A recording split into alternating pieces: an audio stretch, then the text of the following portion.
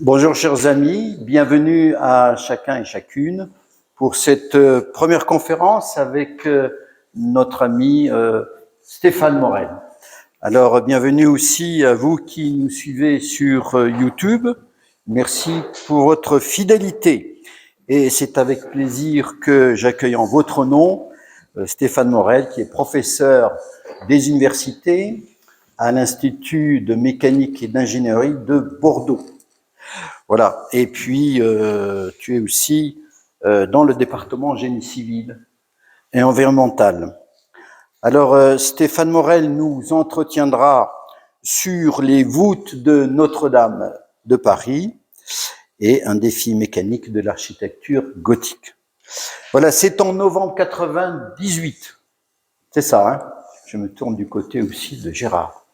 Novembre 98, il est là, que tu soutiens donc ton doctorat de l'Université de Bordeaux avec pour titre Sciences du bois, voilà, sous la direction de Gérard Valentin, professeur.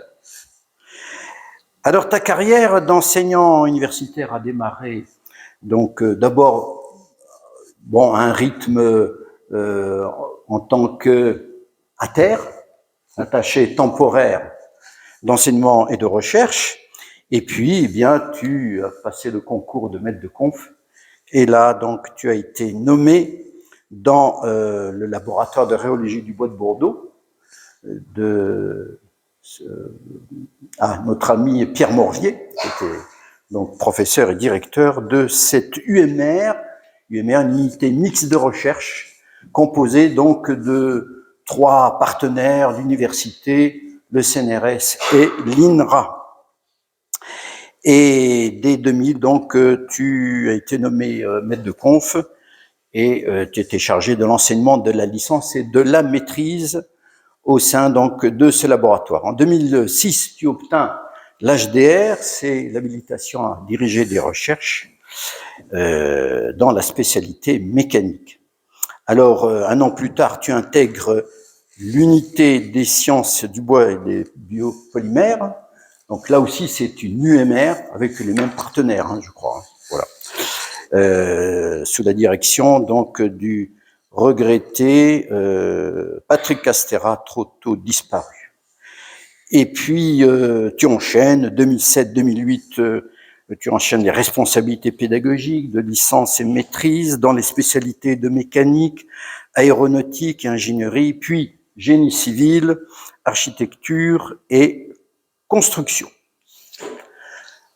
Et en 2011, eh bien, c'est la création d'une autre, non, c'était pas une UMR, de l'I2EM, c'est-à-dire l'Institut de mécanique et d'ingénierie de Bordeaux.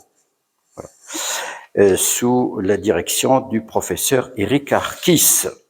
Alors, tu intègres alors le département du génie civil avec Denis Bresse comme directeur. Et en 2012, tu es nommé forcément, naturellement, logiquement, professeur des universités. Alors, en 2013-2016, tu es responsable adjoint du département génie civil et environnemental, et ton vaste champ d'activité s'étend aussi à la diffusion de la culture humaniste à travers le développement des sciences humaines et sociales et ou de la culture scientifique, technique et industrielle. Et aussi, ça comprend l'encadrement doctoral et scientifique, 16 thèses encadrées, dont 11 en qualité de directeur, et puis la participation des jurys de HDR et de thèses. Et puis survint eh bien, l'inattendu et le violent incendie d'avril 2019. Et là, l'I2M, acteur scientifique de premier plan sur Bordeaux, s'implique fortement dans l'opération de restauration de la cathédrale via le chantier scientifique du CNRS et du ministère de la Culture Notre-Dame. Et 2019-2024, te voilà coordinateur du groupe de travail structure de ce chantier scientifique sous double tutelle qui regroupe plus de 30 membres issus de 14 laboratoires et institutions français et étrangers. Alors, ces missions sont l'accompagnement scientifique des maîtrises d'œuvres et maîtrises d'ouvrage et le développement de projets de recherche en lien avec le calcul des structures maçonnées, des structures bois et la modélisation de l'incendie. 2022-2024, tu es le responsable scientifique de la Convention Recherche et Développement relative à l'évaluation post-incendie des structures de la cathédrale de Notre-Dame de Paris. Convention partagée entre l'établissement public chargé de la conservation et la restauration de la cathédrale et un consortium scientifique représenté par l'université Bordeaux, avec une enveloppe, merci aux amis de Bordeaux, enseignants et scientifiques, de rectifier, alors avec une enveloppe budgétaire quand même de 630 kilos euros. Voilà, mais si tu permets, cher Stéphane, tu vas arrêter là. Je vais arrêter là ma présentation de ton parcours professionnel exceptionnel, car le temps nous manque et je ne voudrais pas empiéter sur la durée de ta conférence. Alors, on a envie de te demander comment va Notre-Dame de Paris depuis cet incendie du 15 avril 2019. Comment les génies de l'esprit et de la main, dans un même élan de passion, ont pu se comprendre pour entreprendre la reconstruction de Notre-Dame de Paris, pierre par pierre, sable et verre, et fer et bois, bois que tu connais si bien. Alors, dans un temps record et une parfaite harmonie. Comment enfin la technologie a ressuscité ce monument de plus de 800 ans d'histoire de France. 800 ans, monument qui habite la mémoire de nous tous, quelles que soient nos sensibilités philosophiques et spirituelles. Depuis Maurice de Sully, évêque de Paris, jusqu'au grand architecte Eugène Viollet-le-Duc, vous connaissez, hein? Et puis Jean-Baptiste Antoine Lassus et Philippe Villeneuve, qu'il faut citer quand même. Mais aussi, ne l'oublions pas, le grand Victor Hugo, un monument de notre culture. Alors, nous ne pouvons que rendre hommage aux nombreux artisans, architectes, ingénieurs, ouvriers, plus de 2000, je crois. Et puis les pompiers et aussi les scientifiques dont tu es un des éminents représentants qui sauvèrent notre chère cathédrale, patrimoine mondial de l'UNESCO. Alors, merci à toi, cher Stéphane, d'avoir bien voulu venir nous parler de cette aventure humaine et du défi technologique que cela représentait. On peut l'applaudir pour lui souhaiter la bienvenue. Merci à toi.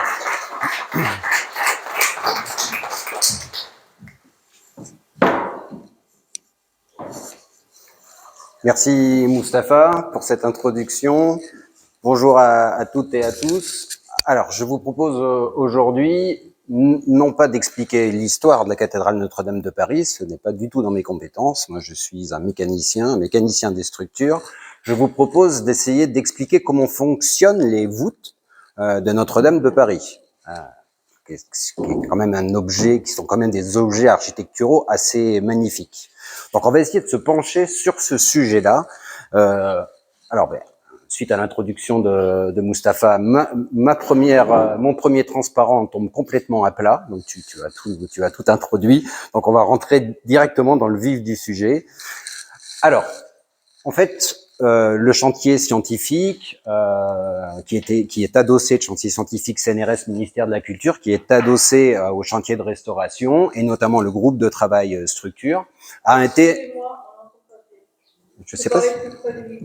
a été interrogé... Ça va mieux, là?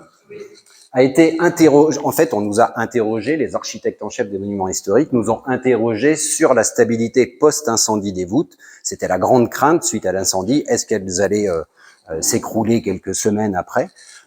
Donc, il a fallu étudier cette stabilité post-incendie des voûtes, et pour étudier correctement la stabilité post-incendie, il a fallu qu'on reparte de l'état initial de la cathédrale avant incendie, puisqu'en fait, c'est le comportement mécanique de référence, en fait, cet état avant l'incendie, cet état mécanique avant l'incendie. Donc, on a étudié et ces travaux-là ont été menés dans le cadre du partenariat recherche et développement conclu entre l'établissement public et l'université de Bordeaux et tous les différents partenaires que vous avez ici. Donc, il y a des gens de toute la France, des scientifiques de toute la France. Donc, de Bordeaux, on est d'accord. Des gens de Montpellier avec qui on collabore depuis des années sur la problématique de comportement mécanique des maçonneries. Des Toulousains, des Parisiens, des gens de l'université Gustave Eiffel, encore des Parisiens avec le laboratoire Navier, des gens de Lyon, du LMC2, de Clermont-Ferrand, l'Institut Pascal, des gens d'Égletons également, de Corrèze, le GC2D, le laboratoire de recherche des monuments historiques. Et dans cette convention, on est venu inclure Stono, un bureau d'études techniques qui collabore beaucoup sur la partie scientifique, notamment dans des projets de recherche annexes à cette convention R&D.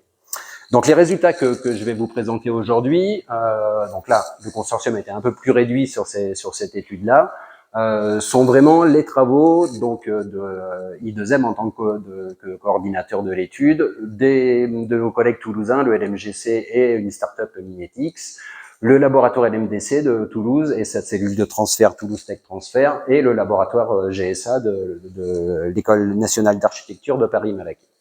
Donc, on s'est penché sur l'étude des voûtes et on a pour cela étudié les 3 grandes voûtes sexpartites en fait de la cathédrale Notre-Dame de Paris, une voûte de la nef représentative de l'ensemble des voûtes, une voûte du chœur ainsi qu'une voûte du transept.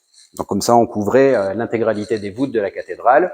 On le voit assez mal sur les photos, c'est l'état des voûtes aujourd'hui rénovées. Si vous avez eu l'occasion de les voir un petit peu dans quelques reportages télé, ça n'a plus rien à voir avec l'état avant incendie. Ça va être assez magnifique, c'est assez saisissant quand on rentre à l'intérieur de la cathédrale aujourd'hui.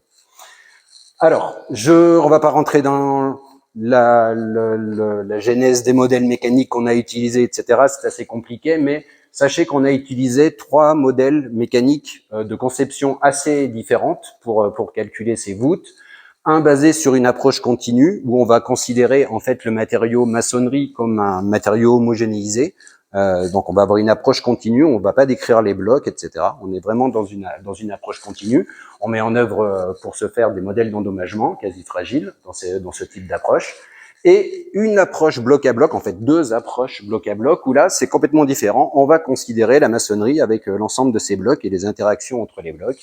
Donc une première approche qui est basée sur la méthode des éléments discrets, je passe rapidement là-dessus. On développe particulièrement cette méthode à Bordeaux en collaboration avec nos collègues de Montpellier, dans laquelle on met en œuvre un modèle de zone cohésive frictionnelle, et une deuxième approche bloc à bloc, basée, elle, sur la méthode des éléments finis, comportant des joints unilatéraux, en mettant en œuvre dedans un modèle de Moore-Coulomb, voire de Coulomb. Alors quand on va parler de Coulomb seul, ça veut dire qu'on considère que les joints ne sont plus cohésifs, on fonctionne uniquement en frottement, ce qui permet d'obtenir une borne basse du comportement mécanique. Pourquoi 3 modèles? Parce que là, on joue pas. On n'est pas dans les sciences pures. Il fallait répondre à la maîtrise d'œuvre, donc il valait mieux conforter nos résultats. Poser des résultats devant la maîtrise d'œuvre avec un seul modèle, faut être faut être serein. Quand on a 3 modèles qui donnent la même chose, 2 conceptions différentes, on est beaucoup plus serein pour affirmer les résultats. C'est surtout pour ça qu'on a fait ça. D'un point de vue scientifique, il était aussi intéressant de ce qu'on appelle benchmarker les modèles, regarder les avantages et les inconvénients de chaque modèle et de pouvoir les comparer. Mais c'était surtout pour conforter les résultats qu'on a utilisé ces 3 approches, les unes en parallèle des autres. Alors, un petit mot sur la manière dont fonctionnent les maçonneries de pierre appareillée. Alors, ça tombe très bien qu'on soit dans cette salle aujourd'hui parce qu'on est dans un bâtiment constitué de maçonnerie de pierre appareillée. Et vous avez un exemple ici. Alors, comment ça fonctionne et notamment quels sont les mécanismes de ruine de ce type d'ouvrage là. Vous avez un exemple ici d'un mur en pierre de Bordeaux, maçonné avec des joints de mortier à la chaux, jamais de ciment dans les maçonneries, toujours des joints de mortier à la chaux. Donc soumis à une compression assez élevée, et on vient ensuite cisailler ce mur. Et ce que vous avez ici représenté à l'image, des belles couleurs, là, ce sont les champs de déplacement de la structure. Et donc, on va avoir des déplacements relatifs de volume de cette structure-là qui vont se déplacer les uns par rapport aux autres.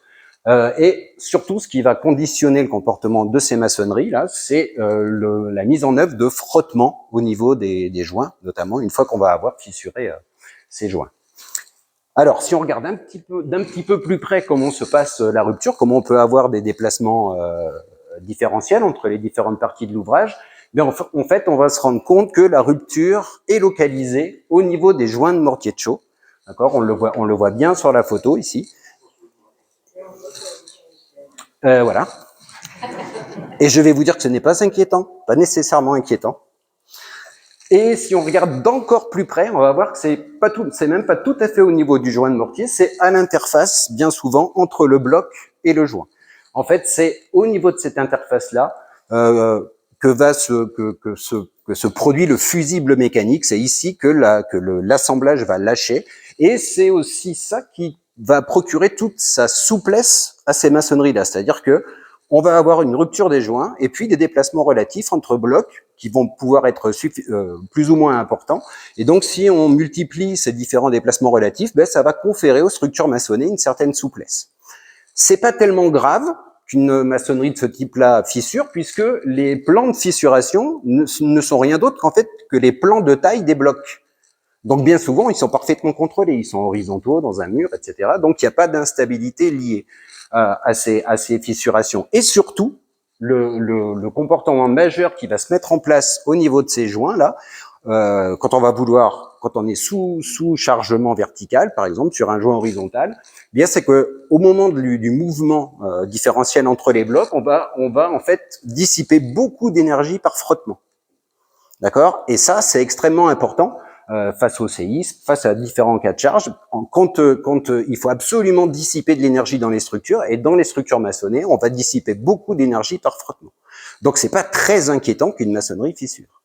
C'est beaucoup plus inquiétant quand c'est les blocs qui fissurent. Quand ça reste au joint, bon, on est d'accord, hein, quand on commence à passer le bras à travers une fissure, il y a peut-être des questions à se poser, mais quelques fissures comme ça, ce n'est pas très grave. Et la plupart des maçonneries sont relativement fissurées. On s'en rend pas toujours compte sur des joints horizontaux parce que c'est difficile à observer. Sur un joint vertical, on s'en rend beaucoup plus compte. D'accord? Et puis, la plupart du temps, elles ont été rénovées, restaurées. On est venu boucher ces fissures-là au fil du temps et elles fonctionnent toujours très bien.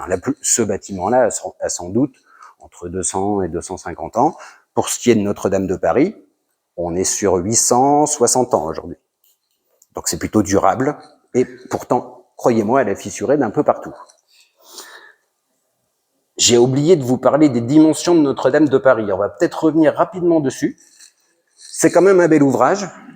140 mètres de long, 55 mètres de large au niveau du transept, 32 mètres sous voûte. Alors, il y a des cathédrales qui sont beaucoup plus hautes, mais celle-ci a marqué une rupture, en fait, à l'époque, en prenant 10 mètres de plus sous voûte, 20 ans après la cathédrale de Sens ou de Laon, je ne sais plus très bien. Mais comment sont-ils arrivés à ça? Ça interroge encore aujourd'hui les archéologues du bâti. D'accord? On comprend pas bien pourquoi d'un coup, tac, on prend 10 mètres de plus. Alors après, on a été beaucoup plus haut, mais pas tellement plus haut que ça. On reviendra dessus après. Vous allez voir que dans l'étude que je vais vous montrer, on comprend beaucoup de choses qui se sont passées sur la cathédrale, mais également sur d'autres cathédrales. Alors, on a compris comment cette maçonnerie fissurée. On va maintenant rentrer dans le vif du sujet. Le grand problème de ces maçonneries, c'est les poussées de toutes les maçonneries de franchissement type voûte, arc, etc. Alors, comment est-ce qu'on construit une voûte? Bien, on vient poser un cintre en bois, on va venir assembler les blocs avec un joint de mortier, et on va ensuite décintrer la voûte. On fait des grosses voûtes. Que se passe-t-il? C'est toujours impressionnant, mais en fait, ça bouge très très peu si c'est bien conçu et les choses se passent bien. Par contre, ce qui va se passer, et c'est ça qui va poser la majeure partie des problèmes, c'est que cette voûte va pousser au niveau des appuis sur lesquels elle repose. Et quand on parle de pousser, on parle uniquement de la composante horizontale de la réaction de la voûte. Donc, d'accord, dès que je vais utiliser le mot pousser, on parle que de la composante horizontale. C'est cette composante-là qui va poser problème parce qu'il va falloir venir la contrebuter pour l'équilibrer. Donc, si on décintre cette voûte et que les appuis sont parfaitement rigides, donc la voûte va exercer ce que je vais appeler moi une poussée initiale. Donc, vous avez sur le graphique force déplacement ici. On constate une certaine force initiale et là, on a bloqué le déplacement, les appuis sont parfaitement rigides. Et sur cette base-là, on va venir après, on est en équilibre, on va venir écarter les appuis de la voûte, augmenter son ouverture ou la fermer. Et on va mettre en évidence ce qu'on appelle le comportement en poussée passive que vous avez ici. Là, la force va diminuer en même temps qu'on augmente le déplacement. Et vous voyez les fissures dont on parlait, vous avez le dessin d'un mécanisme de ruine, d'une voûte comme ça. Les fissures vont permettre à la voûte la mise en place de rotules, avec 1 degré de liberté en rotation à chaque rotule. Et donc, cette poussée passive va être associée à ce mécanisme de ruine-là, mais ça peut rester en place et stable pour une grande quantité de déplacement. Donc là, on est, je rentre pas dans les détails des lignes de pression, etc. Donc, quand on va chercher à augmenter l'ouverture d'une voûte, on va mettre en évidence le comportement en poussée passive. Là, c'est schématique, hein, c'est pas calculé. On va les calculer après. Et au contraire, quand on va chercher à rapprocher, à diminuer l'ouverture de la voûte, à rapprocher les déplacements, eh bien là, la voûte, elle a pas du tout envie de ça. Donc, elle va augmenter sa poussée et on va mettre en évidence le comportement en poussée active. On voit qu'on a peu ou prou le même type de mécanisme, 3 rotules qui se ferment dedans, sauf que les rotules ne sont pas positionnées tout à fait au même endroit. Donc, on a bien compris, poussée active, poussée passive, poussée initiale, ce sont ces poussées-là qu'il va falloir bien quantifier pour que notre structure reste bien stable et ne montre surtout pas trop de déplacement. Alors, encore un petit préambule avant de vraiment rentrer dans le vif du sujet. Imaginons qu'on veuille construire un arc, avec un arc qu'on appelle en plein cintre, tel que le pointillé bleu nous le montre ici, sur appui. Si je mets mon cintre en place, je construis mon arc. Au moment où je vais le décintrer, eh bien, voilà ce qui va se passer. Il va gonfler au niveau des reins, il va se déformer énormément et on va avoir toutes les peines du monde à conserver sa géométrie.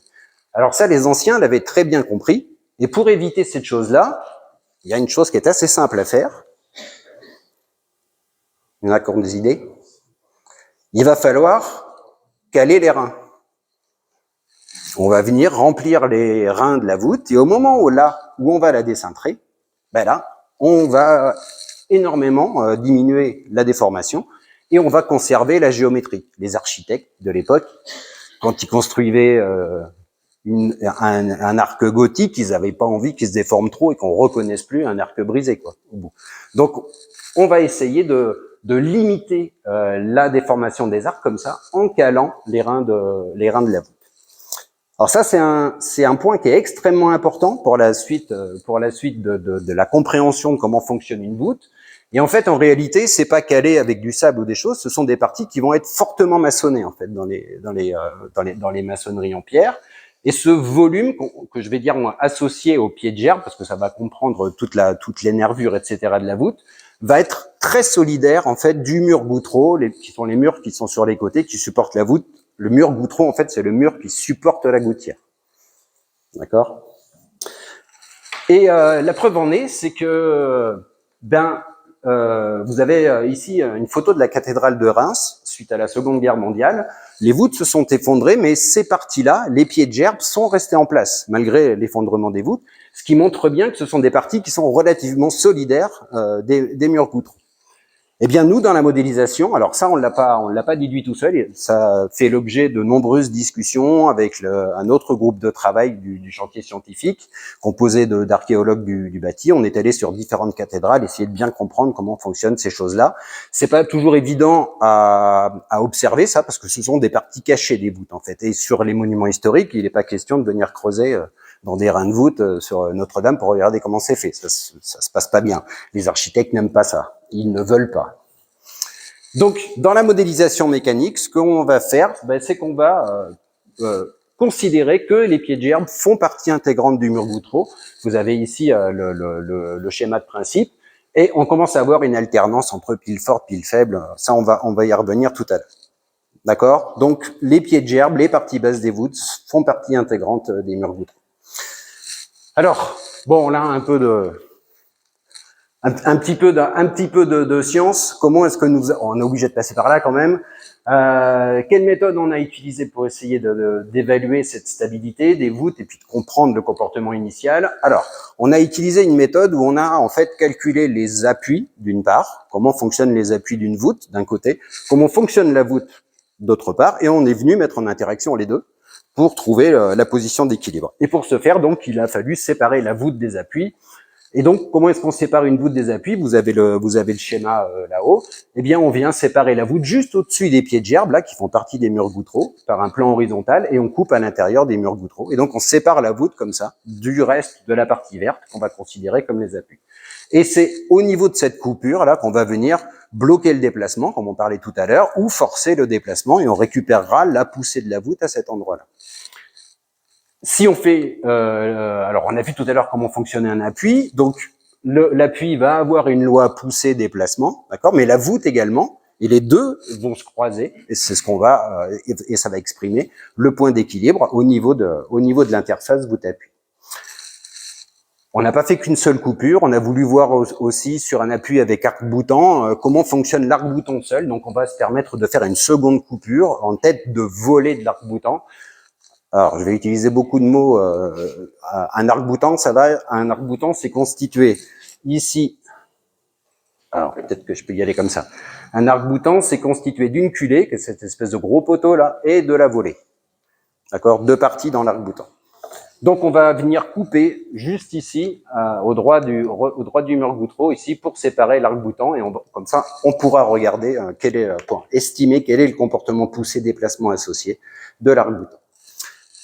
Alors, on a eu de la chance sur la cathédrale Notre-Dame, c'est que pour faire des calculs mécaniques, il nous faut ce qu'on appelle des maillages. D'accord, c'est à partir de maillages éléments finis ou éléments discrets qu'on va mettre en œuvre nos modèles de calcul. Donc, ces maillages ont en fait été tirés des nuages de points laser qui avaient été effectués par Andrew Talon, aujourd'hui décédé, en 2012-2014. C'est une chance parce qu'il y a beaucoup d'ouvrages pour lesquels on ne dispose pas de nuages laser aujourd'hui. Et c'était des nuages qui étaient relativement précis, donc on a pu tirer nos maillages à partir de ces nuages de points. Vous avez vu, donc vous en avez un exemple ici, je vais juste vous le lancer. Alors, un petit mot avant de rentrer dans le détail du maillage. Vous voyez qu'on n'a pas modélisé l'intégralité d'une travée, on a modélisé l'intégralité de l'arc-boutant, constitué de sa culée et de sa volée. Par contre, des voûtes également. Par contre, pour tout ce qui était partie inférieure, une partie des goutterons inférieurs, par contre, on n'a pas modélisé la tribune, les collatéraux, etc. pour limiter les temps de calcul, parce que c'est assez lourd, c'est des structures qui sont relativement gigantesques. Donc, on est venu arrêter les murs gouttereaux au niveau de la lège basse des fenêtres hautes, c'est-à-dire ici, à ce niveau-là, juste au-dessus, juste à la fin des tribunes, ici. On est venu couper, on est venu encastrer les choses ici. Alors, ce que vous avez vu là à l'écran, c'est un maillage bloc à bloc, en fait, en réalité, de la voûte du chœur, qui s'appelle CH1518. Ça, c'est la terminologie des architectes en chef des monuments historiques. Tant qu'on est là, vous voyez les parties rouges, c'est ce qu'on appelle des voûtins. On peut tout de suite voir, parce que ce schéma est à l'échelle, on peut tout de suite voir la finesse des voûtins. On en reparlera tout à l'heure. Les voûtins de Notre-Dame de Paris, c'est 12 cm au niveau de la clé, 15 cm au niveau des reins. Ça fait pas beaucoup. Et ça a subi l'incendie, on en reparlera aussi, si vous le souhaitez. D'accord? Donc c'est extrêmement fin, et c'est ce qui va conférer aux voûtes du chœur un comportement assez particulier. Alors, comment c'est fait? Puisqu'on parle de voûte sexpartite également. Essayons de regarder ça un peu mieux. On va passer dessous, à un moment donné.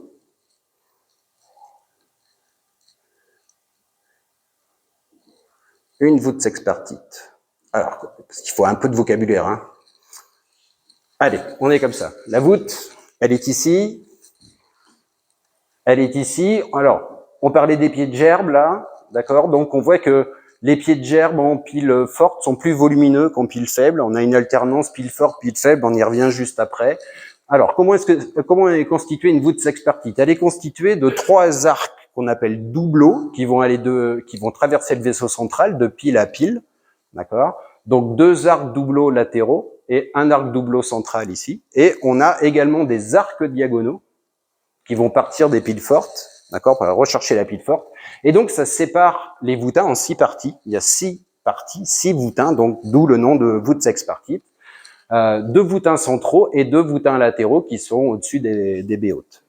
D'accord.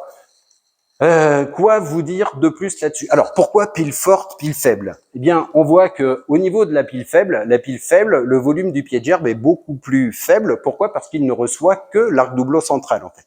Alors qu'au niveau d'une pile forte, comme on le voit ici, cette pile forte, elle va recevoir l'arc doubleau latéral plus les arcs diagonaux des 2 voûtes. Donc forcément, le volume associé va être plus important. Et c'est ça qui va aussi conditionner une partie du comportement de la voûte et des appuis d'autre part. Tant qu'on est sur les maillages, dans ces maillages-là, on n'a pas exactement le nombre de blocs, c'est un maillage bloc à bloc, on n'a pas exactement le nombre de blocs de la cathédrale, sinon les temps de calcul seraient infinis. Néanmoins, pour tout ce qui est nervures, arcs doubleaux et arcs diagonaux, on est sur le maillage exact. Ce sont c'est le vrai calpinage, les vrais claveaux de ces arcs-là. C'est la même chose au niveau des arcs-boutants. Au niveau des arcs-boutants, pour la volée des arcs-boutants, ce qu'on appelle la partie clavée. Alors, c'est compliqué quand c'est comme ça. À quel moment voit-on l'arc-boutant correctement? C'est pas sûr qu'on y arrive. Là, on voit pas grand-chose. Je le vois bien sur l'ordinateur, mais pas forcément. En fait, un arc-boutant, comment c'est fait? En fait, la volée de l'arc-boutant, il y a un arc qu'on appelle la partie clavée. Donc en bloc à bloc là, on est assez fidèle, plus une maçonnerie qui est portée par cette partie-là au-dessus, d'accord. Et puis au niveau des culées, on est un peu plus grossier, mais sur les volets d'arc-boutant, on est à peu près fidèle. Mais j'arrive pas à vous trouver une vue où on voit les choses correctement. On le verra mieux tout à l'heure lorsqu'on calculera ces choses. Allez, on a fini d'introduire les différents éléments. On va pouvoir attaquer l'estimation du comportement mécanique de ces ensembles-là. Donc, on va d'abord s'occuper des appuis. Donc, les appuis pile forte et pile faible de la nef et du chœur. Alors là, je les ai représentés de la même manière. Ils sont un peu différenciés, on le verra tout à l'heure. Là, c'est pour des raisons de facilité. Et puis, pour ce qui est du transept, on va modéliser un seul appui. On le reverra tout à l'heure, que l'appui pile faible, qui lui est un appui sans arc-boutant. D'accord? Comme quoi, ça marche également. Donc, c'est là pour ça. Pour ce qui est des piles fortes, on en reparlera, on peut les considérer comme encastrées pour cette voûte du transept. Alors justement, passons sur le transept, on va essayer d'isoler cet appui en pile faible. Donc comme vous le voyez sur la représentation qui est ici, il n'y a pas d'arc-boutant en fait à cet appui, et malgré tout, ça a l'air de fonctionner. Ça a l'air de fonctionner. Alors essayons d'expliquer un petit peu cette chose-là. Donc ça a l'air tout gentil comme ça, mais on est sur un ouvrage là qui fait plus d'une dizaine de mètres de haut. D'accord, attention aux dimensions, c'est quand même pas rien. 60 cm. Alors c'est pas très épais Notre-Dame. C'est souvent on dit que les maçonneries sont surdimensionnées. Oui, Notre-Dame, pas forcément.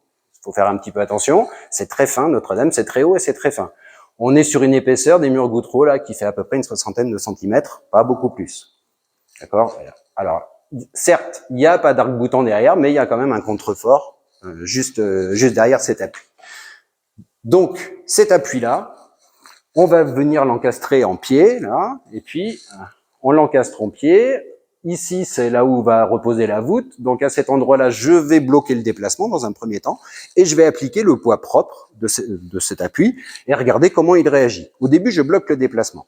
Eh bien, un appui comme ça, déplacement nul, si je vais chercher la réaction ici, eh bien, vous voyez ce qui se passe. On note une poussée, en fait, de 50 kN, donc 5 tonnes. Mais d'où cela vient-il, en fait, en réalité? Cette poussée initiale, elle vient tout simplement du volume ici, du pied de gerbe, dont le centre de masse agit en fait de manière excentrée par rapport à la face interne du mur gouttereau. Et puis, comme on veut calculer la voûte également, on a rajouté le poids vertical de la voûte au-dessus, qui lui aussi agit de manière excentrée. Donc, qu'est-ce que ça va produire? Ces deux forces excentrées vont produire un couple en fait par rapport au pied, par rapport à l'encastrement. Et donc, l'appui a envie de partir, et donc il émet, si on veut bloquer le déplacement, il va émettre une poussée. C'est comme ça que se passent ces choses-là. Donc, ça veut dire qu'un appui qui est comme ça, il émet une poussée, même sans la présence d'un arc-boutant. On commence un petit peu à comprendre comment ça peut fonctionner, en fait, ces gouttes-là. Et puis après, on reconnaît la forme poussée active, poussée passive. Alors, comment ça se passe, poussée active, poussée passive? Ben, vous avez le dessin, c'est toujours associé à un mécanisme d'Irwin. Quand on cherche à déplacer l'interface voûte-appui vers l'extérieur du vaisseau central, vers la gauche, c'est ce que vous avez ici, bien, ce mécanisme-là est associé à un mécanisme d'Irwin, à la propagation d'une fissure juste au-dessus de l'encastrement, à la formation d'une rotule. Et vous avez les trois modèles dont on parlait tout à l'heure, hein, qui donnent à peu près le même résultat. Et donc, c'est ce comportement-là. Donc, on est parti en poussée initiale de 50 kN et on peut aller jusqu'à 200 kN, 20 tonnes, si on cherche vraiment à l'entraîner vers l'extérieur. D'accord ? Donc, toujours, ce type de maçonnerie, c'est toujours assez costaud en poussée active. On verra tout à l'heure pour l'arc-boutant que c'est encore plus vrai.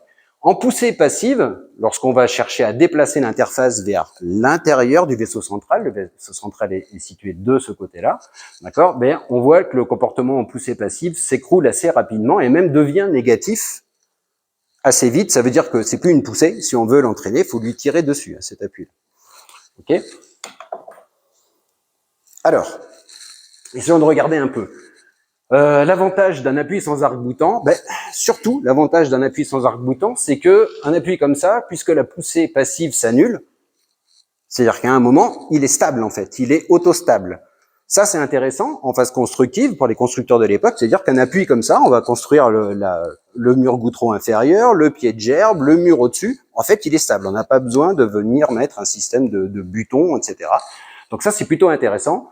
Donc une auto-stabilité ou une stabilité de ce type d'appui. L'inconvénient, c'est que la poussée qui va être exercée par la voûte, là, on va la retrouver intégralement dans le mur goutreau inférieur. Si le mur goutreau est très élancé, bien on va avoir cette poussée, elle va créer un moment de flexion dans cet appui, et donc on va observer une courbure du mur goutreau avec un faux aplomb, et ça, c'est des choses qu'on voit assez régulièrement dans les églises. Donc, qu'est-ce qu'il va falloir faire? Soit il va falloir épaissir le mur goutreau. Ça, c'est des choses qu'on voit aussi sur des églises avec des murs goutreaux qui vont faire 1 mètre, 1 mètre 20 d'épaisseur. D'accord? Ou il va falloir, un peu plus malin, venir disposer un contrefort juste derrière, épaissir le mur à cet endroit-là. Mais en tout cas, il va falloir épaissir le mur, mais mettre un contrefort. On sent bien que pour faire rentrer la lumière, ça va être compliqué après. Plus les murs sont épais, plus il va être difficile de faire rentrer la lumière à l'intérieur du vaisseau central. Très bien. C'était la pile faible du transept. Alors, regardons maintenant comment se comporte un arc-boutant. On va illustrer le comportement d'un arc-boutant avec un arc-boutant du cœur. C'est les plus jolis, c'est les plus efficaces. Le cœur, c'est magnifique. On en reparlera tout à l'heure. Allez, je vais le bloquer parce que c'est un peu long. Alors, cet arc-boutant initial, cet arc-boutant du cœur. Donc là, je me suis mis à déplacement nul. Vous avez la ligne verte qui vous donne à quel endroit on se trouve sur la courbe poussée-déplacement. Donc à déplacement nul, mais un arc-boutant de ce type-là, il va pousser à peu près de 75 kN, c'est-à-dire 7 tonnes 5, vers l'intérieur du vaisseau central. On le retient pas avec ses petits bras. Hein. 7 tonnes 5 vers l'intérieur du vaisseau central. Lorsqu'on va chercher à déplacer alors, où est-ce qu'on pilote le déplacement? Pardon, on le pilote ici, là, à l'intersection en fait entre l'arc-boutant et le mur goutreau. C'est à cet endroit-là que je bloque le déplacement et que je calcule la résultante.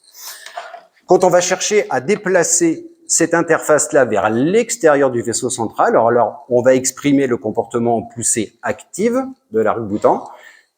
Et regardez ce qui se passe. Vous allez voir la tête de l'arc-boutant se déplacer. Alors la flèche est pour montrer l'intensité de la poussée. Voilà, on commence à le déplacer. Qu'est-ce qui se passe en réalité? La volée de l'arc-boutant transmet cette poussée à la culée, d'accord, qui commence à se déformer, on le voit bien, alors les déplacements sont exagérés ici, hein. On la voit commencer à se déformer en flexion, vous la voyez se courber, la culée, et puis si on insiste un petit peu, on va assister, regardez bien dans la culée ce qui est en train de se passer, il y a une fissuration qui est en train de se produire en escalier, et d'ailleurs, c'est pour ça que la courbe on commence à saturer en termes de poussée, parce qu'on a vraiment activé un mécanisme d'Irwin. Sauf que là, la poussée, quand on est là, c'est 30 tonnes.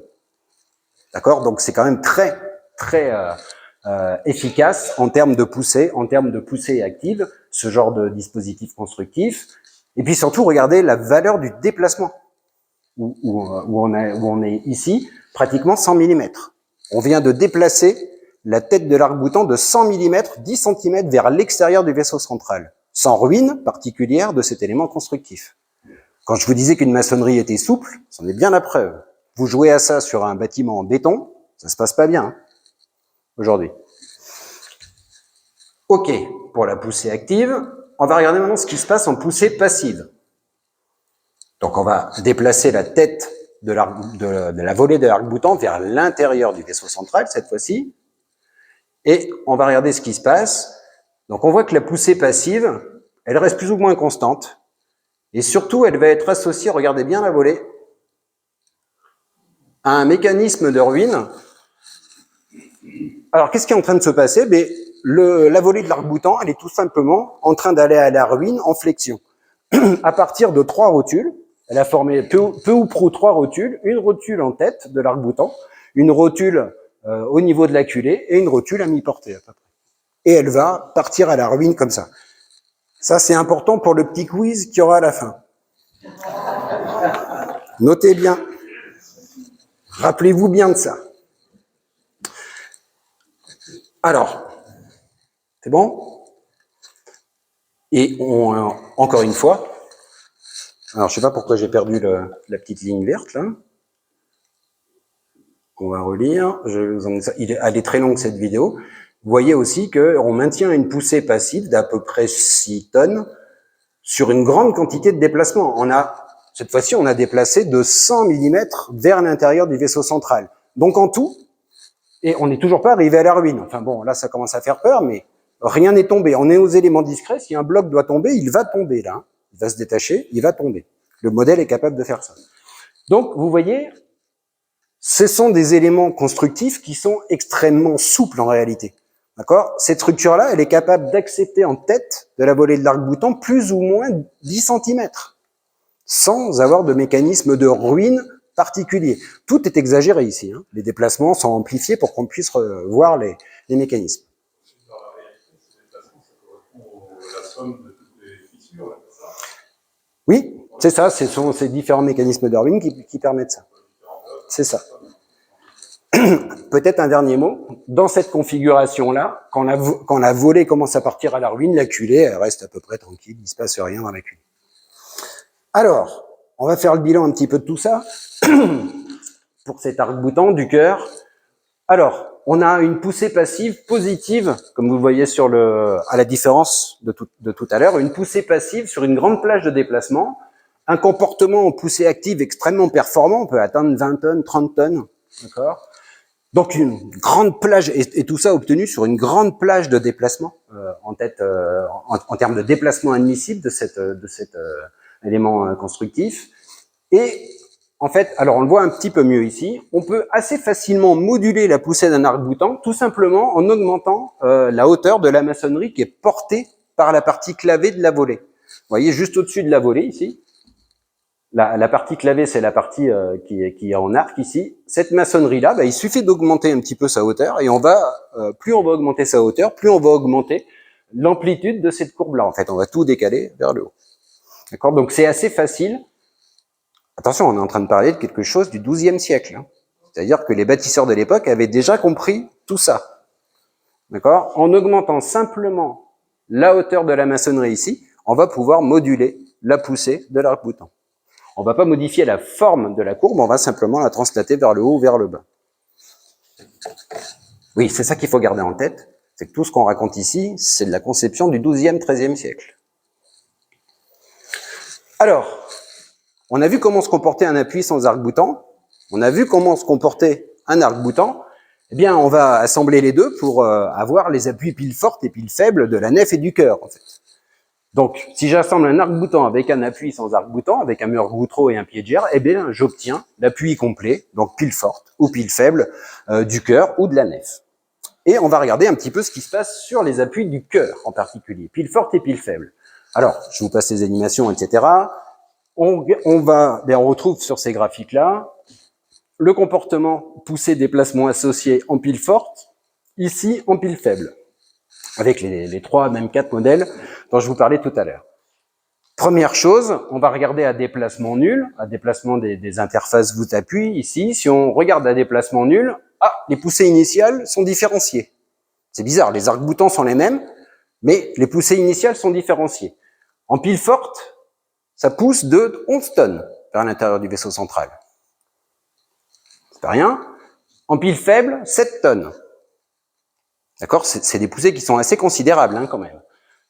D'où ça vient, cette chose-là? Ça vient, tout ça, les arcs-boutants étant identiques, ils sont identiques au comportement qu'on a vu tout à l'heure. Donc, d'où vient la différence? Elle vient tout simplement de la partie mur-goutreau, pied de gerbe, en fait.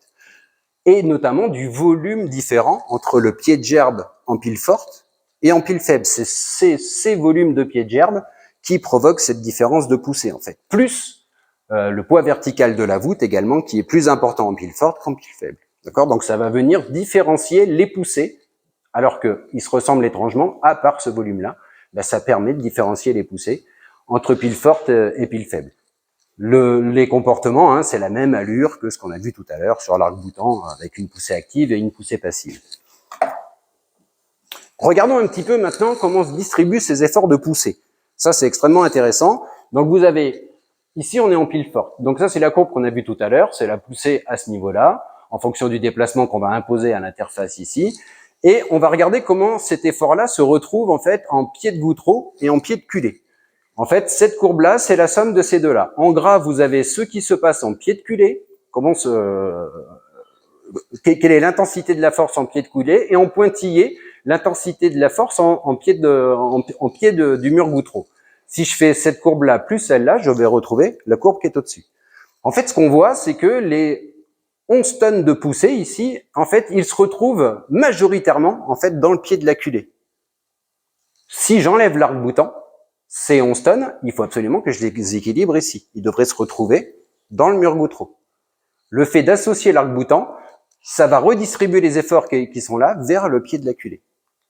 D'accord? Ça, c'est ce qu'on voit au niveau de la pile forte. Ça va là? Là pour tout le monde. Ça, c'est ce qu'on voit au niveau de la pile forte. Et c'est exactement la même chose en pile faible. Ça c'est la courbe de poussée qu'on a en haut. Et donc, on regarde comment cet effort-là se distribue en pied de goutreau et en pied de culée. Eh bien, c'est exactement la même chose. On diminue considérablement l'effort dans le goutreau. On arrive même à l'inverser.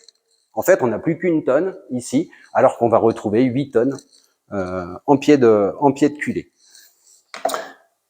Qu'est-ce que ça veut dire, ça? Ça veut dire que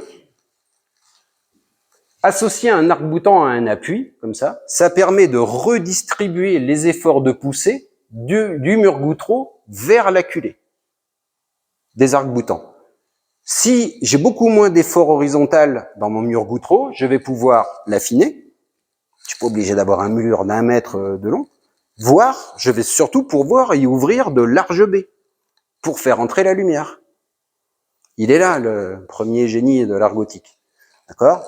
Faire en sorte d'équilibrer ces poussées, de les renvoyer loin du mur goutreau, de manière à pouvoir affiner ces choses-là et les renvoyer dans les culées d'arc-boutant, le plus loin possible des murs. Et ainsi, on affine au maximum les murs et vous voyez, on peut y ouvrir de grandes baies pour faire entrer la lumière.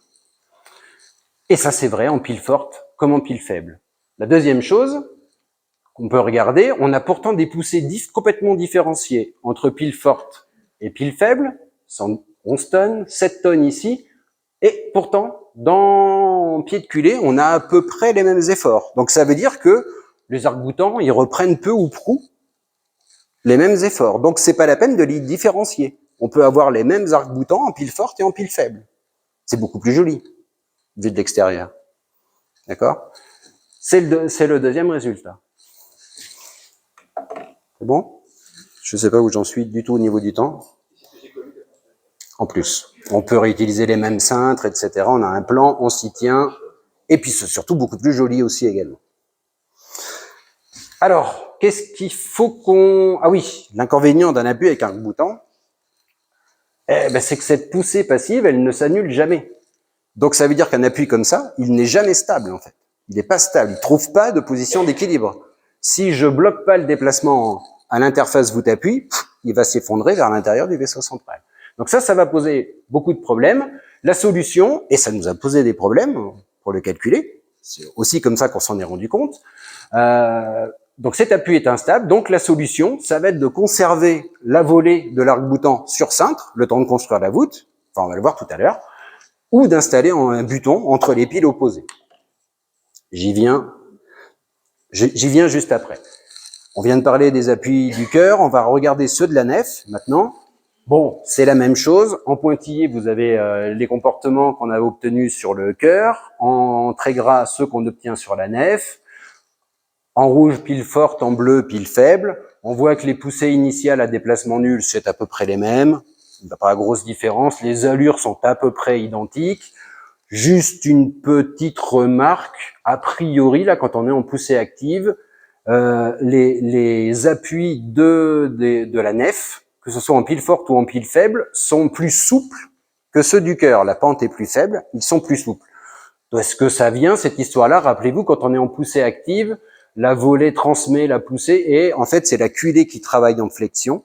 Quand on a un objet qui travaille en flexion, plus cet objet va être élancé, plus il va être souple en fait en réalité.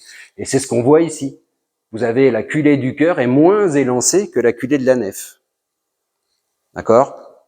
On a à peu près la même section, mais les culées de la nef étant beaucoup plus hautes, elles sont beaucoup plus sensibles à la flexion.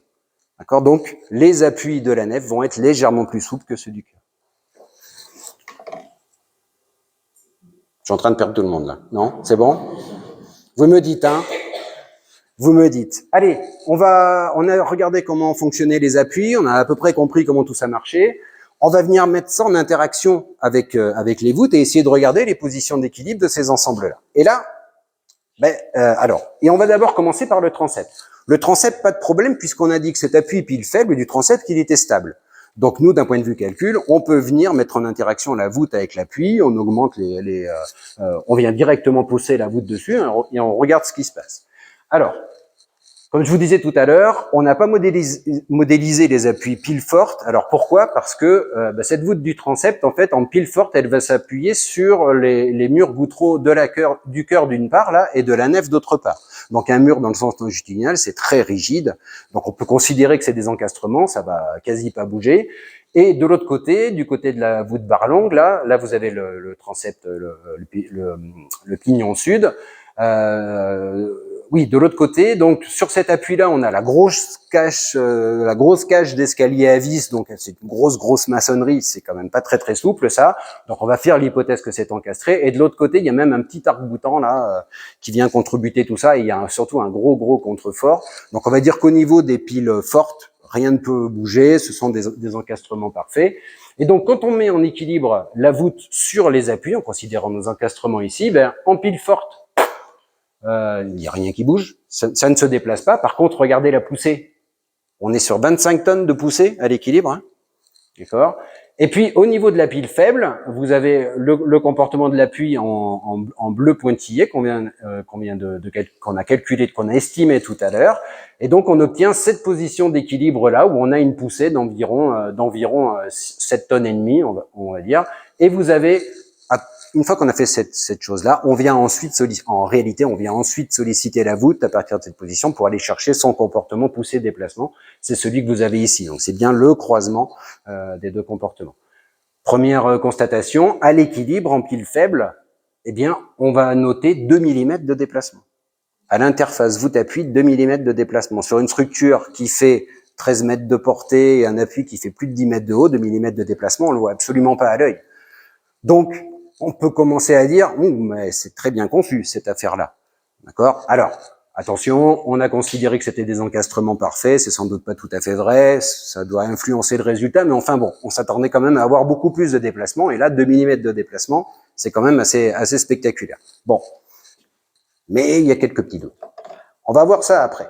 Alors, par contre, quand on va passer à l'équilibre des voûtes de la nef et du chœur, là, les appuis ne sont pas stables. Donc, d'un point de vue mécanique, moi, je peux pas prendre la poussée des appuis au moment où je mets en équilibre la voûte, ou au moment où je décintre la voûte, parce que tout s'écroule vers l'intérieur. On a vraiment une instabilité du calcul qui retranscrit l'instabilité qu'on aurait dans la réalité. Donc la solution, c'est quoi? La solution, c'est soit de décintrer simultanément la voûte et la volée de l'arc-boutant, parce que c'est la volée qui provoque la poussée. Alors, ça, c'est ce que nous avons fait dans le calcul. Donc ça veut dire... Alors, toute votre indulgence, s'il vous plaît, parce que ça, c'est mon animation à moi. C'est moi qui l'ai faite, et on est au degré 0 de l'animation, hein, du dessin. Donc, merci pour votre indulgence d'avance. Alors, comment est-ce que ça... Donc, ce qu'on est en train de dire, on vient mettre en place les cintres, de la voûte et de la volée de l'arc-boutant. On construit, avec les yeux, hein, vous avez vu, on construit la volée de l'arc-boutant et la voûte, et on peut ensuite décintrer simultanément alors, on a la même chose de l'autre côté, hein. De ce côté-là, bien sûr, on a exactement la même chose. Et donc, on peut ensuite décintrer simultanément la voûte et les volets d'arc-boutant. Très bien. C'est la solution qu'on a pris dans le calcul pour faire ça. Quand on discute de ça avec les archéologues du bâti, il est peu probable que c'était la solution qui était utilisée à l'époque. Pourquoi? Parce que le bois était cher, déjà d'une part. Donc ça voulait dire laisser des cintres à l'extérieur ici pendant un certain temps, etc. C'était quand même assez compliqué. Ils essayaient d'économiser au maximum le bois. Et puis il fallait quand même... Les talkie-walkie n'existaient pas à l'époque. On décintre tous simultanément. Fallait pas se tromper. Fallait vraiment que tout le monde travaille en même temps.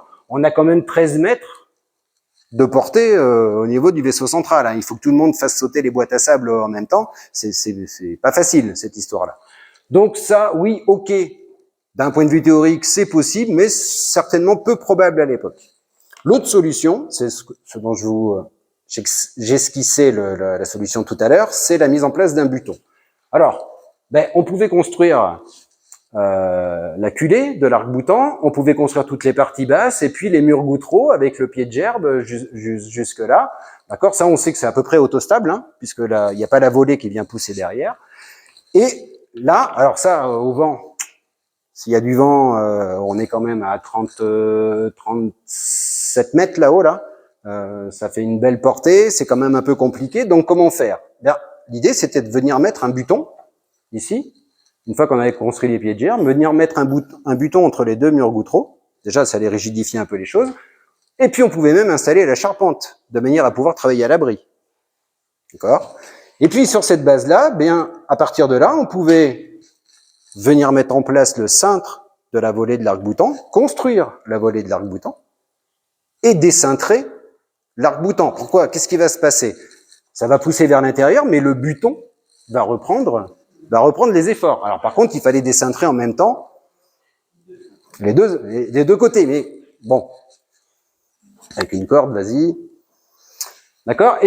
Et à partir de là, donc, on pouvait décintrer l'arc-boutant. Et là, c'est le buton qui reprend les poussées à l'intérieur. Et à partir de là, on peut mettre, quand on le souhaite, d'ailleurs, on a le temps, après, derrière, on peut mettre en place le cintre de la voûte, venir construire la voûte, et lorsqu'on va décintrer la voûte, ce qui va se passer, c'est qu'elle va pousser au niveau de l'interface voûte-appui et elle va venir progressivement libérer le buton. En fait, c'est l'arc-boutant qui va reprendre la poussée. Ça, on l'a fait en calcul aux éléments discrets. Ça, on le voit très bien. On voit au fur et à mesure qu'on applique le poids propre de la voûte, on voit l'effort dans le buton se diminuer jusqu'à devenir nul. Et donc, ça veut dire physiquement qu'on pouvait sortir ce buton sans grande difficulté, il était plus comprimé. C'était certainement la solution qu'utilisaient les bâtisseurs de l'époque. Comme quoi les calculs, ça peut aussi nous faire réfléchir. Mais ils avaient déjà compris tout ça. Qu'est-ce qui se passe après? Oui, donc après on peut décintrer. Alors, j'ai largement mangé le temps, hein, non? Non. Mais j'ai presque fini. Alors, on va mettre en équilibre les voûtes de la nef et les voûtes du chœur et on va regarder les déplacements à l'interface voûte-appui. Comment se déplacent les appuis en pile forte et en pile faible. Vous les avez représentés ici en bleu. Sur la nef, issu des calculs, on retrouve des appuis en pile forte qui sont dirigés vers l'extérieur du vaisseau central, de l'ordre de 2 mm, d'accord? Et en pile faible, le déplacement est plus faible, de l'ordre d'1 millimètre. Ok? Très bien. Sur le chœur, c'est radicalement différent. Là, on a des déplacements en pile forte qui sont quasi nuls. Ils sortent un tout petit peu, mais ils sont quasi nuls. Par contre, on a un déplacement en pile faible qui n'est pas dirigé vers l'extérieur du vaisseau central, mais vers l'intérieur du vaisseau central. Ça, c'est assez bizarre quand même, qu'on ait un comportement aussi différencié. Alors, la première chose qu'on peut, avant de rentrer dans ces détails-là, la première chose, c'est déjà la valeur des déplacements qu'on retrouve ici. On a des déplacements qui sont inférieurs à 2 mm au niveau des appuis. Encore une fois, on parle de 13 mètres de portée ici. Donc, et qu'on soit en pile forte ou en pile faible, c'est des déplacements qui sont vraiment très petits. Donc là, on peut vraiment parler d'une conception parfaite, en fait, de cette structure-là. On est incapable aujourd'hui, sur nos structures contemporaines, de garantir des déplacements aussi faibles, hein, sur des structures de cette taille-là. Ça laisse 2 mm à 35 mètres, sur 35 mètres de haut avec des choses comme ça, c'est pas gagné qu'on les ait pas. Hein. Je pense qu'on les dépasse largement aujourd'hui. Voilà. Donc, ça laisse quand même songeur sur la conception de cette structure-là. C'était quand même extrêmement bien conçu. On s'attendait à avoir beaucoup plus de déplacements et en fait, pas du tout. Voilà. Là, la chose qui interroge après, c'est, alors on a vu que les lois de comportement des appuis, de la nef et du cœur, c'était à peu près les mêmes, hein, des poussées initiales à peu près identiques. Bon, qu'est-ce qui explique ce comportement radicalement différent entre la nef et le cœur? Sur la nef, on a tendance, les appuis ont tendance à s'écarter vers l'extérieur du vaisseau central, alors que sur le cœur, ils ont plutôt une tendance à rentrer. Mais c'est tout simplement l'épaisseur des voûtins, en fait. La grosse différence entre les voûtes de la nef et du cœur, c'est l'épaisseur du voûtin. Sur le cœur, comme on le disait tout à l'heure, les voûtins sont extrêmement fins, 12 à 15 cm. On embarque donc moins de poids, en fait, sur les voûtes du cœur que sur les voûtes de la nef. Sur la nef, on est déjà plus épais, c'est pas fou non plus, mais on est quand même beaucoup plus épais, entre 19 et 24 cm. Alors attention, hein, c'est assez mal connu ces choses-là, les épaisseurs de voûtins sur les cathédrales gothiques, parce que c'est pas facile à mesurer du tout. C'est pareil, on va pas faire un trou dans la voûte pour voir son épaisseur, les architectes sont pas très d'accord, et à juste titre. Donc il faut faire ça par nuage de points, donc c'est assez récent. Et donc on se rend compte que en fait les voûtins de Notre-Dame ont une épaisseur très réduite par rapport à tous les autres voûtins. Sur la cathédrale de Sens et de Laon, on est à entre 40 et 50 cm pour l'épaisseur des voûtins. Notre-Dame, c'est vraiment très très fin. Pour avoir à marcher sur celle-ci, quand vous marchez dessus, ça vibre, c'est une peau de tambour. Quand vous marchez sur des voûtins qui font 40 ou 50 cm d'épaisseur, ça vibre pas du tout, il n'y a rien qui bouge. Sur celle-là, vous n'êtes pas fier. Et bon, bref, on va pas rentrer dans ces détails-là. Alors, très bien, ils ont calculé des choses. Est-ce que c'est cohérent avec ce qui a pu être mesuré in situ? Eh bien, les déplacements qu'on a pu simuler, ce sont uniquement des tendances. On pourrait rentrer dans les détails après parce qu'on ne connaît pas tout l'historique de chargement de ces éléments structuraux-là. Mais en tout cas, en tendance, on retrouve les déplacements observés sur la cathédrale. Vous les avez ici, on retrouve bien, donc c'est symbolisé en bleu par rapport au dessin noir, qui est le dessin parfait. On a bien un écart, on a bien sur la nef une tendance à l'écartement des appuis vers l'extérieur du vaisseau central, avec des déplacements plus élevés en pile forte qu'en pile faible. Et sur le cœur, on observe bien cette chose-là, une tendance des appuis en pile forte à pas se déplacer beaucoup, par contre en pile faible à rentrer vers l'intérieur du vaisseau central. Donc on est face à quoi en fait? Alors ça vous allez voir, c'est rigolo. Donc sur la nef, on a un peu ce mécanisme-là. Les appuis, ils ont tendance à, ce qu'on voit en bas là, ils ont tendance à s'écarter à l'équilibre, voilà. Et donc voilà. Et qu'est-ce que ça veut dire ça? Ben ça veut dire que la voûte fonctionne en poussée passive puisqu'on est en train d'ouvrir l'ouverture de la voûte, alors que les appuis fonctionnent en poussée active. Cette configuration-là, on va revenir dessus, c'est celle qu'on retrouve sur pratiquement toutes les églises gothiques. En revanche, sur le chœur, on a quelque chose qui est assez atypique, où on a plutôt une tendance des appuis à rentrer vers l'intérieur du vaisseau central d'ailleurs, et à relever la clé de voûte vers le haut. D'accord? Ça, c'est quelque chose qui est assez particulier au cœur de Notre-Dame. D'où viennent cette grosse différence? On a des appuis qui fonctionnent à peu près de la même manière, mais on a des voûtins vraiment différents, des nervures, des voûtes qui sont à peu près les mêmes, mais des voûtins dont l'épaisseur est radicalement différente entre le cœur, entre la nef et le cœur. Donc ça vient essentiellement de là. Donc sur la nef, donc vous avez, on passe vite parce que je suis déjà très en retard, je suis extrêmement bavard. Mustapha m'a pas fait les gros yeux encore, mais ça va pas tarder. Donc sur la nef, comme je vous le disais, c'est la position d'équilibre classique qu'on rencontre sur bon nombre d'églises gothiques, avec une voûte qui fonctionne en poussée passive et des appuis en poussée active. D'accord, on essaye de déplacer la tête des volets d'arc-boutant vers l'extérieur du vaisseau central.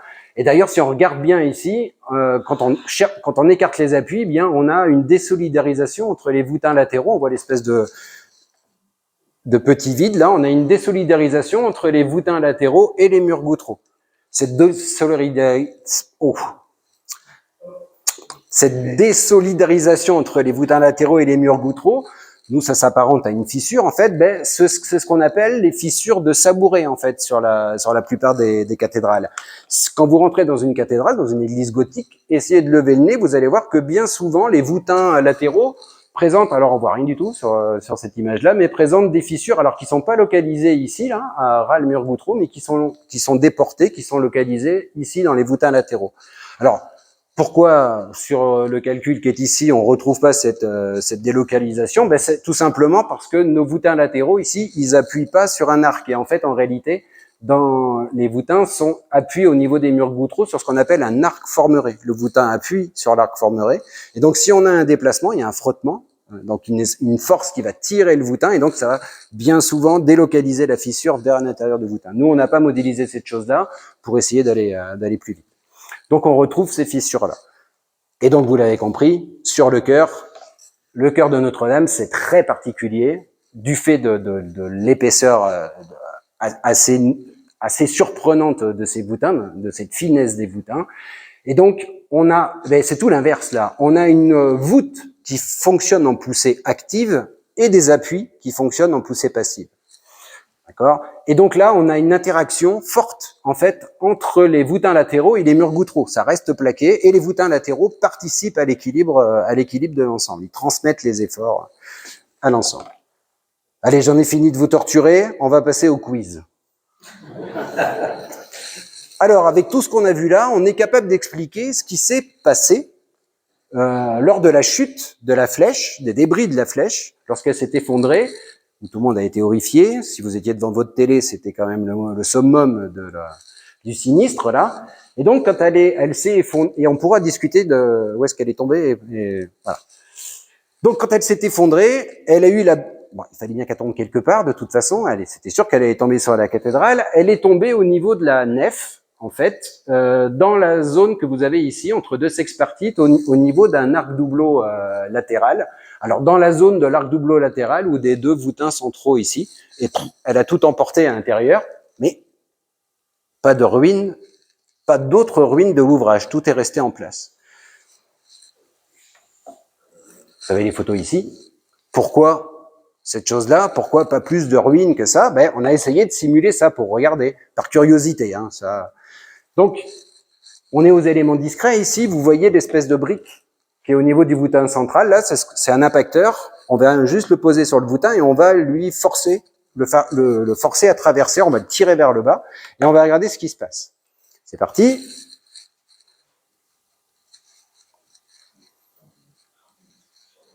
Évidemment, le voûtin s'écroule, s'effondre. L'arc doubleau part aussi, donc on a une symétrie, hein, de l'autre côté. Les appuis commencent à bouger, mais on va pas à la ruine. Alors, comment est-ce qu'on peut expliquer ça? Comment est-ce qu'on peut expliquer ça? On a compris que ces appuis avec arc-boutant, ils poussaient assez fortement vers l'intérieur.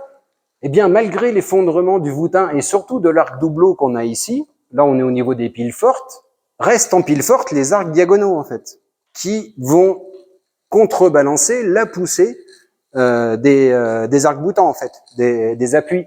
C'est-à-dire que, on le voit bien ici, les arcs diagonaux sont restés en place et donc se sont opposés à la poussée des arcs-boutants. Alors certes, la poussée de la voûte a diminué puisqu'on a perdu la poussée de l'arc doubleau et des voûtins centraux, le poids du voûtin central. On a diminué la poussée de la voûte en pile forte. Les appuis sont rentrés un peu vers l'intérieur, mais on n'a pas été à la ruine puisque les arcs diagonaux ont exercé une certaine poussée et donc on est resté en équilibre. D'accord? C'est à peu près ce qui s'est passé. Imaginons maintenant que la flèche ne soit pas tombée ici, mais soit tombée un peu plus haut et a accroché la clé de voûte. Alors, Vous allez me dire, c'est bon, on accroche la clé de voûte, c'est sûr que la voûte, elle va finir en bas. Ça, c'est à peu près réglé. Mais c'est surtout au niveau des murs qu'il faut regarder ce qui va se passer. Alors, qu'est-ce qui se passe? C'était là le quiz. Il y a des chances que ça soit pas très joli, hein. Allez, la preuve en image. On est parti. Alors, c'est un peu long parce que c'est pas facile de passer le truc à travers. Vous allez même voir, on a un effet dynamique, les boutins qui décollent. Regardez bien. Hop. Donc, on voit la clé là qui est en train de descendre. La voilà. La clé descend. Donc là, on est en train d'embarquer. L'arc doubleau central, les arcs diagonaux, forcément, ça se passe pas bien, hein. Mais regardez surtout ce qui se passe au niveau des murs.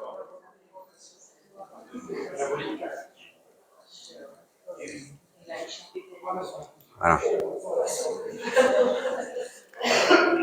Comme on le disait, ces appuis sont instables, hein, donc ils vont entraîner les murs gouttereaux vers l'intérieur du vaisseau central, et si on la remet juste pour le plaisir,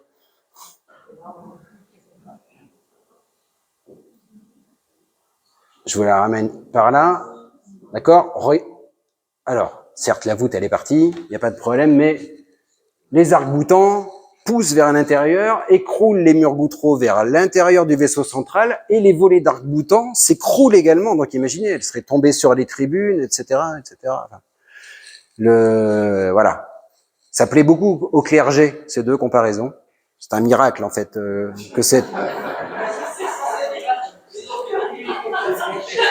que la flèche soit tombée à cet endroit-là, c'est vraiment miraculeux, en fait, en réalité.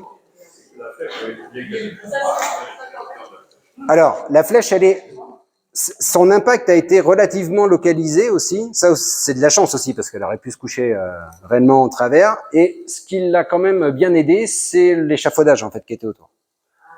Il l'a bien stabilisé. Le premier échafaudage qui était là pour la restauration de la flèche, en fait, au départ, a fait qu'elle est restée en place quand même assez longtemps, et elle a cassé au-dessus de l'échafaudage. Et elle a impacté, on va dire, assez verticalement, en fait, les voûtes. Eh bien voilà, on va s'arrêter là. Je ne fais pas de conclusion particulière. Alors si, juste un mot. Donc c'est la raison pour laquelle ce risque-là, je vous le relaisse juste pour le plaisir des yeux, ce risque-là, ben, c'était ce que craignaient les architectes en chef des monuments historiques.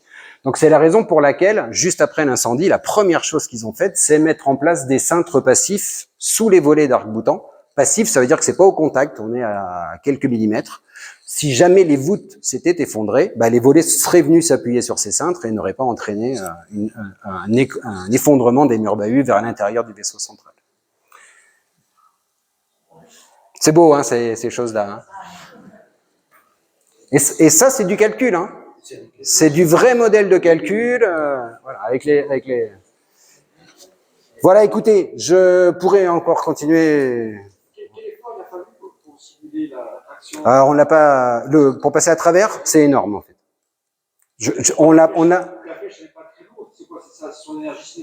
Oui, c'est surtout ça. C'est surtout ça. La flèche, pour y être montée il n'y a pas très longtemps, on est quand même à 90 mètres. 90. Ouh, il y a du bois. Hein. Oui. Il y a le haut de la flèche, c'est que du bois. Hein. Vous pouvez pas passer à travers. Hein. J'ai quelques photos, je pourrais toujours vous montrer. Voilà. Je m'arrête là et je répondrai volontiers à vos questions.